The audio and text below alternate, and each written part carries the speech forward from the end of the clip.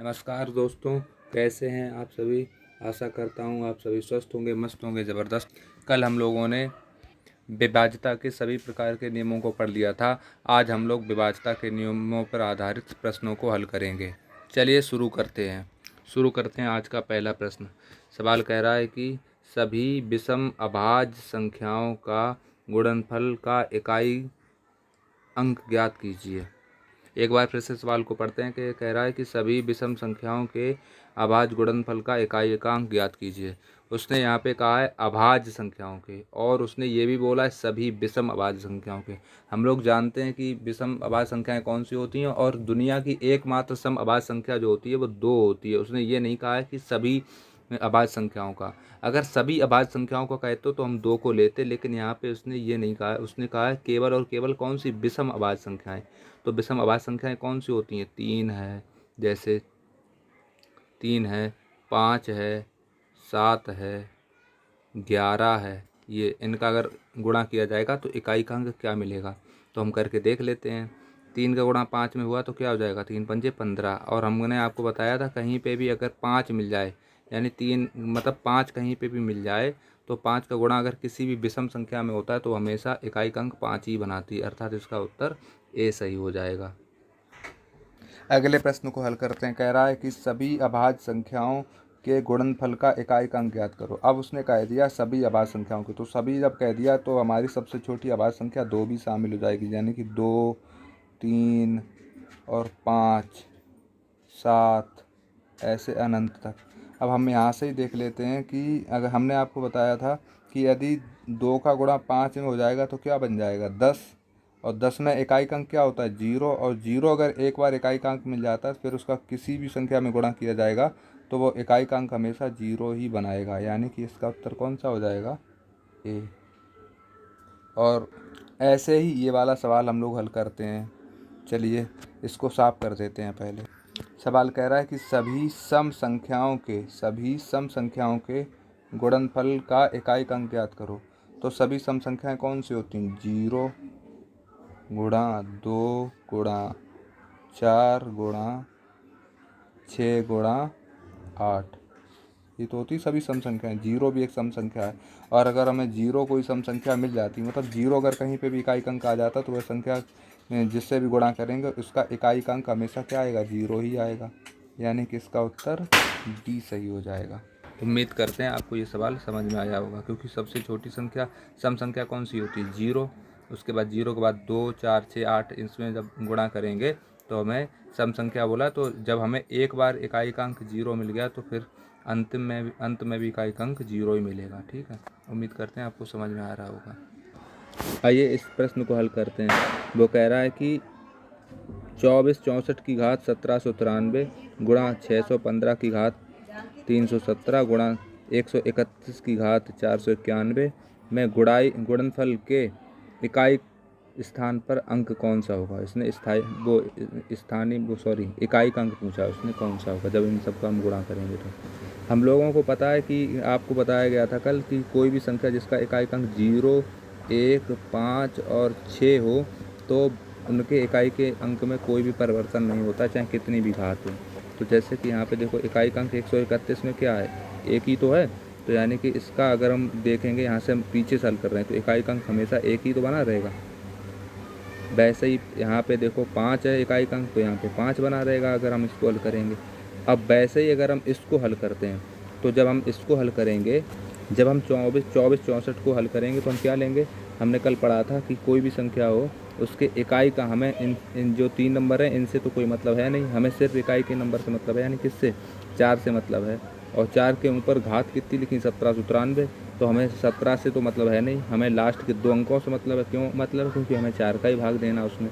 तो हम जब 4 का भाग यहाँ पे देंगे तो हमें शेषफल क्या मिल जाएगा? क्योंकि हमें शेषफल से मतलब है, हमें भागफल से तो मतलब है नहीं।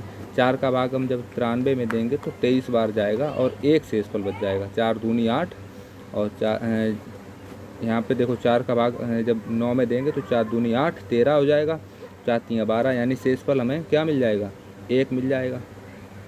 मतलब 4 की घात 1 के रूप में शेषफल प्राप्त हो जाएगा। तो 4 की घात 1 का मतलब क्या होता है? 4 ही तो होता है। और या हम ऐसे भी देख सकते थे कि यहाँ पे अगर सम संख्या 1 मिल जाती है, कोई भी सम संख्या, और दूसरा अगर 5 है, तो वहाँ पे हमेशा इकाई अंक जो है वो 0 ही आता है, क्योंकि 4 का मतलब 5 का गुणा किसी भी सम संख्या में होगा तो वहाँ पे इकाई अंक 0 हो जाएगा। हम चाहते तो 4 के भाग देने की आवश्यकता नहीं थी, हमारा उत्तर डायरेक्ट आ जाता, लेकिन हमने फिर भी 4 का रिवीजन कर लिया एक बार। ठीक है, उम्मीद करते हैं आपको समझ में आया होगा। अब हम इस वाले सवाल को, अगले प्रश्न को हल करते हैं।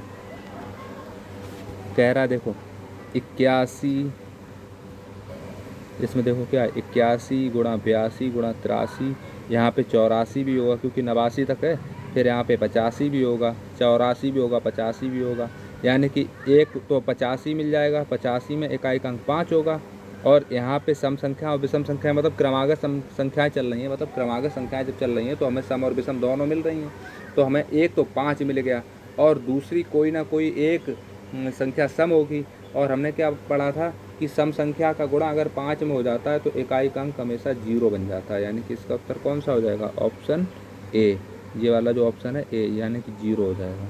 उम्मीद करते हैं आपको समझ में आया होगा। जैसे 82 है और 82 का गुणा जब 85 में करेंगे, यहाँ पे जब मान लो कि 82 है और इसका गुणा 85 में होगा तो 2 पंजे 10, यानी इकाई अंक 0 ही तो बन जाएगा। इसका उत्तर ए सही हो जाएगा। इस प्रश्न को हल करें। कह रहा है कि 17 की घात 1999, ठीक है, और यहाँ पे 11 की घात 1999, और यहाँ पे माइनस का चिन्ह लगा है, और 7 की घात 1999, ठीक है। तो हमें ये तो पता ही हो गया है कि एक के ऊपर कितनी भी घात लगा दी जाए इकाई अंक हमेशा एक ही रहता है, तो यहाँ पे प्लस लगा के हमने 1 को लिख दिया, ठीक है। अब हम अगर 17 वाले को अगर हम हल करेंगे तो क्या लेंगे, 7 की घात 99 तो लेंगे। उम्मीद करते हैं आपको ये बात समझ में आई होगी। क्यों लेंगे, क्योंकि भैया 4 का विभाज्यता का नियम इसमें लगाना है, तो जब 4 का भाग 99 में देंगे तो हमें शेष, क्योंकि 25 चौकू 100 होता है, तो हमें शेषफल के रूप में 3 मिलेगा, ठीक है, 7 की पावर 3, और 7 की पावर 3 का मतलब होता है 343, और 343 में इकाई अंक क्या है, 3 है इकाई अंक, तो यहाँ पे हमने 3 को लिख दिया, ठीक है। और यहाँ पे माइनस का चिन्ह लगाया तो हमने यहाँ पे माइनस का चिन्ह लगाया, और सेम देखो यहाँ पे भी 1999 और यहाँ पे भी 1999, यानी कि और दोनों जगह पे इकाई के अंक भी समान है, 7 7 दोनों जगह पे हैं। तो जब हम इसकी घात को रूप में लिखेंगे तो यहाँ पे भी क्या आ जाएगा, 3 ही तो आ जाएगा इकाई का अंक। तो अब देखो प्लस वाले उनको जोड़ लेंगे, 3 और 1 को जोड़ेंगे कितना हो जाएगा, 4 माइनस 3, तो 4 में से जब 3 जाएंगे तो कितना बचेगा, 1, यानी कि इसका इकाई अंक क्या आएगा, 1, यानी इसका ऑप्शन बी ठीक है। अब हम दोनों प्रश्नों को देखते हैं। कह रहा देखो इसमें देखो 7 की पावर 71 है, 6 की पावर 63 है और 3 की पावर 65 है। तो हमें तो पता है कि 6 के ऊपर कोई भी अंक कितनी भी घात लगा दी जाए इकाई के अंक में कोई परिवर्तन नहीं होगा, यानी 6 ही आएगा, ठीक है, गुणा यहाँ पे लगा लो।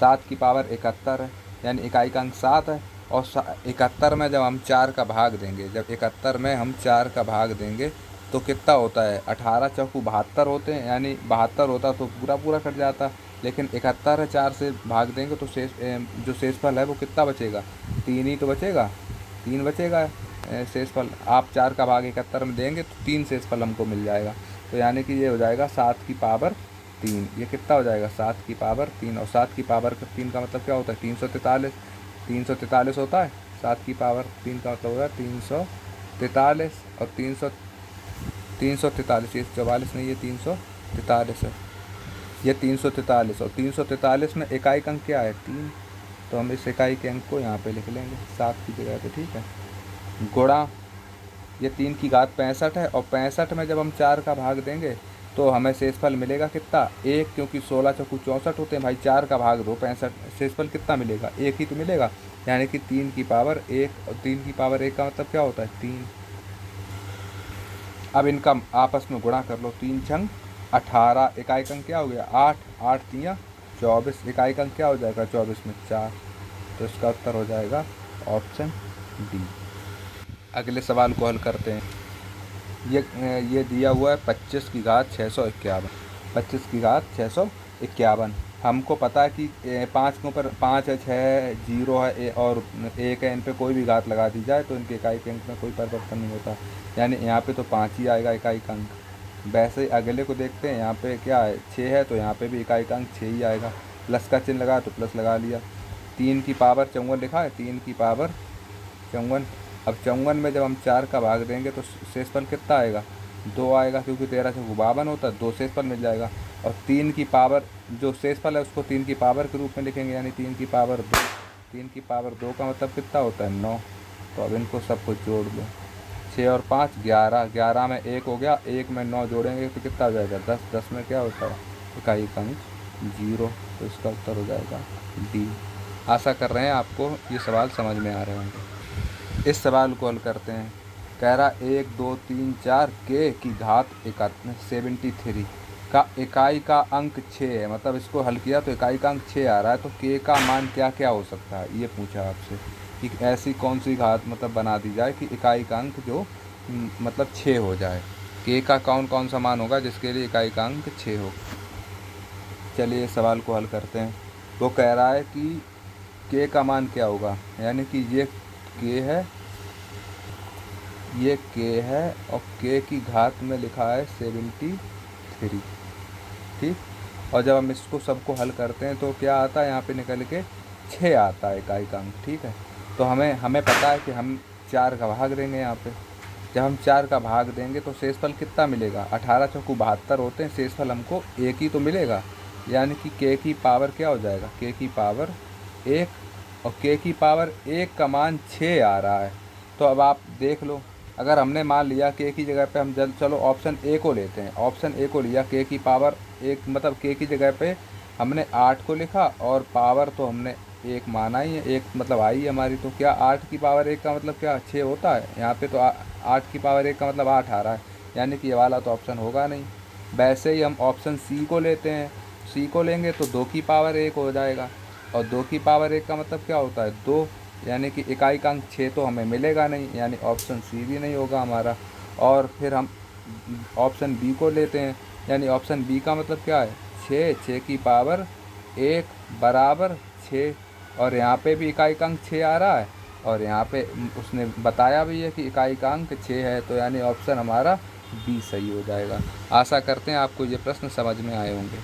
ये वीडियो थोड़ी सी लंबी हो जाएगी, पर हम आज आपको फैक्टोरियल वाले सवालों को भी बता देंगे कि कैसे किए जाएंगे। ये सवाल दिया हुआ है कि 678 की पावर 34 फैक्टोरियल, 625 की पावर 44 फैक्टोरियल, और 33 की पावर 36 फैक्टोरियल, इसका इकाई का अंक ज्ञात करना है। पहले हम लोगों को फैक्टोरियल के बारे में जानना हो कि फैक्टोरियल होता क्या है। जैसे कि मान लो कि यहाँ पे लिखा है 4 फैक्टोरियल,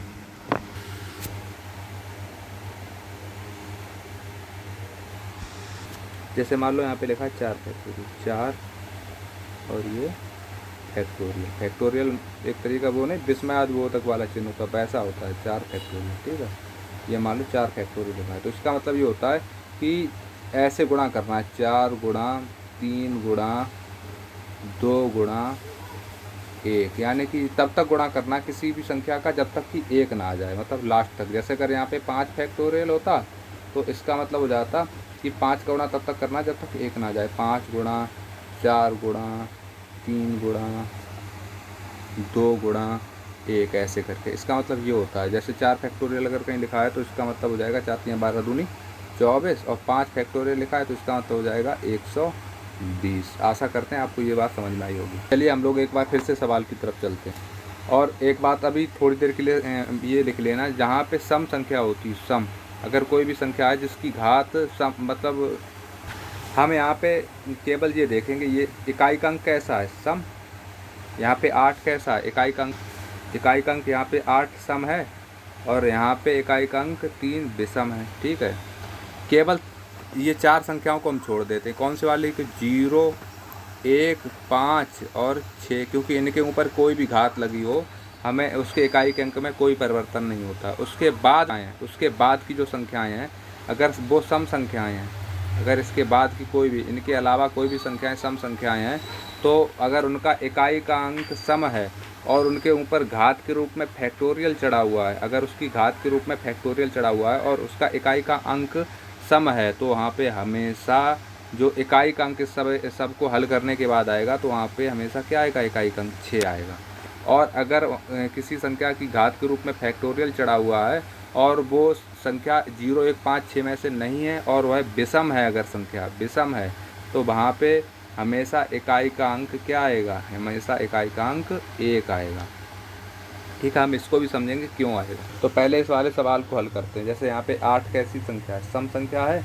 तो हमने 8 जब सम संख्या है और वो इनमें से नहीं है, तो यहाँ पे उसकी 8 की जगह पे क्या आ जाएगा, 6 आ जाएगा। अब हमें यहाँ पे 4r का भागाकार देख के कुछ नहीं करना है, हम सीधा सीधा देखेंगे 8 सम संख्या और उसके ऊपर फैक्टोरियल चढ़ा हुआ है, तो वहाँ पे हम 6 लिख देंगे। ठीक है, फिर प्लस का चिन्ह लगाए तो प्लस का चिन्ह लगा लेंगे, यहाँ पे प्लस का चिन्ह, तो हमने यहाँ पे भी प्लस लगा लिया। फिर उसके बाद 5 है, तो 5 इनमें से है, तो 5 में तो कोई परिवर्तन होगा नहीं, तो हमने 5 को लिख दिया। ठीक है, फिर प्लस का चिन्ह लगा लेंगे। उसके बाद क्या है, 3 है, और 3 कैसी संख्या होती है, सम या विषम, तो 3 विषम संख्या होती है और उसके ऊपर भी फैक्टोरियल चढ़ा हुआ है। हमें याद रखना फैक्टोरियल चढ़ा हुआ है, तो अगर फैक्टोरियल नहीं होता तो हम वही नियम लगाते, 4 का भाग देते, जो भी आता फिर हम उससे करते। तो 3 अगर एक विषम संख्या है तो हम यहाँ पे 3 को जगह पे 1 लिख देंगे, यानी विषम संख्या है तो 1 आ जाएगा। अब इनको सबको जोड़ेंगे तो 6, 5, 11 और 1, 12। 12 में इकाई अंक क्या होता है, 2 होता है, तो इसका उत्तर हो जाएगा ऑप्शन बी। अब ये 6 कहाँ से आया और ये 1 कहाँ से आया, इसको और हम समझ लेते हैं। ये आया कैसे, इस चीज़ को हम अगर समझेंगे तो देखते हैं। जैसे कि मान लो ये 8 है और 8 की घात के रूप में हमने मान लिया कि 5 फैक्टोरियल तक कोई तो हम हल कर पाएंगे, इससे ज़्यादा तो हम कर नहीं पाएंगे। और 5 फैक्टोरियल का मतलब आपको मतलब कर लेंगे इससे आगे भी, लेकिन हम क्यों इतना लंबा करें, हमें तो 6 ही निकालना है कि 6 कैसे आया सम पे। तो 5 फैक्टोरियल का मतलब कितना होता है, 120, यानी कि 8 की पावर ये कितना लिखा हुआ है, 120, यही तो लिखा है 8 की पावर 120। 8 की पावर 120 है, तो हम 4 का भाग देंगे इस पावर में। तो जब 4 का भाग देंगे तो ये 4 से तो पूरा कट जाएगा, यानी 8 की पावर क्या हो जाएगा भाई, शेषफल क्या बचेगा, 0 बचेगा। और जहाँ पे शेषफल 0 बचता है तो वहाँ पे घात के रूप में क्या लिखा जाता है, 4। अब 8 की घात 4 का मतलब क्या होगा, 8 गुणा मतलब 8 का गुणा 4 बार होगा 8 में ही, यही तो हुआ। देखो 8 8 64, 4 हो गया, 4 8 32, 2 हो गया, और 2 8 16, यानी कि 16 में इकाई अंक क्या होता है, 6 होता है। हमें यहाँ से प्रूफ हो गया कि 6 ही आएगा। आप चाहें तो 2 पे भी चेक कर सकते हैं। जैसे मान लो कि 2 की पावर कितनी है, 2 की पावर मान लो 120 है, 120 यहाँ पे भी पूरा 4 से कटेगा, यानी 2 की पावर क्या आ जाएगी, 4 ही तो आएगी। और 2 की पावर 4 का मतलब क्या हुआ, 2 गुणा 2 गुणा 2 गुणा 2, यही तो हुआ। तो 2 दूनी 4 दूनी 8 दूनी 16, यहाँ पे भी इकाई अंक क्या आ जाएगा, 6 आ जाएगा। अगर 4 की पावर हम 120 लेते, यानी 5 फैक्टोरियल लेते तो कितना हो जाता, 4 की पावर भी तो 4 ही होता, और 4 की पावर 4 का मतलब क्या होता, 4 गुणा 4, यानी 4 चक्कू 16, 16 चक्कू 64, फिर 4 हो जाता, 4 फिर गुणा 4 में करते तो 4 चक्कू 16 हो जाता, यानी इस पर भी यहाँ पे 6 मिलता है। यानी कि सम संख्याओं पे हमेशा 6 मिलेगा। और ऐसे ही अगर विषम संख्याओं को चेक करेंगे तो विषम संख्याओं को चेक करने पर हमेशा इकाई का अंक 1 मिलेगा। आशा करते हैं आपको ये सवाल समझ में आ गया होगा और फैक्टोरियल वाले कॉन्सेप्ट को आपको समझ में आ गया होगा। चलिए अब हम लोग मिलते हैं नेक्स्ट वीडियो के साथ, तब तक के लिए नमस्कार।